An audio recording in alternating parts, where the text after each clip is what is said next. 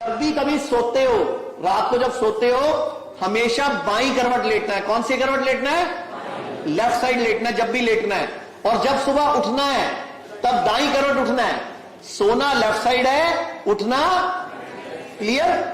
और जब भी सोते हो सिर जो आपका है ये पूर्व में होना चाहिए या दक्षिण में होना चाहिए। ध्यान रखना, हमेशा बिस्तर जैसे मर्जी पड़ा रहे, आपको हमेशा पूर्व में या दक्षिण में सिर करके सोना है।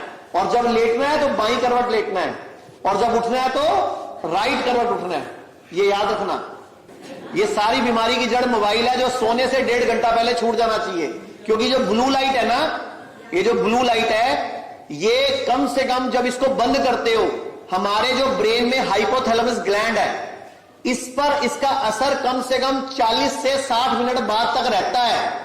यानी कि आप सो भी जाओगे ना तो आपके ग्लैंड नहीं सोएंगे, क्योंकि ब्लू लाइट का ये रिसर्च हो चुकी है, मेरी थ्योरी नहीं है, कि आपकी जो ब्लू लाइट है, जो मोबाइल की लाइट है या टीवी की लाइट है, या जो आप एकदम लाइटें जला देते हो, ये हाइपोथैलेमस को 60-70 मिनट बाद रिलैक्स करती है।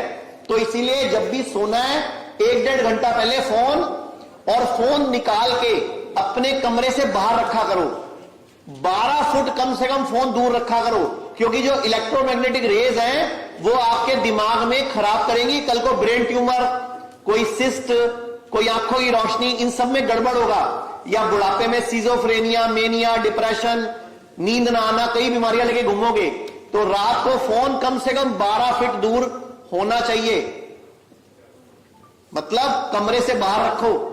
क्योंकि जो रात को उसकी लाइट बीप बीप करती है ना, वो इलेक्ट्रोमैग्नेटिक वेव्स है, और वो वेव आपकी पूरे रूम में घूम रही है। तो जितना वो वेव ऐसे ऐसे करेगी लाइट, उतना आपके ब्रेन के सिग्नल्स को डिस्टर्ब करेगी वो। चाहे आप सो रहे हो तो साउंड स्लीप नहीं आएगी।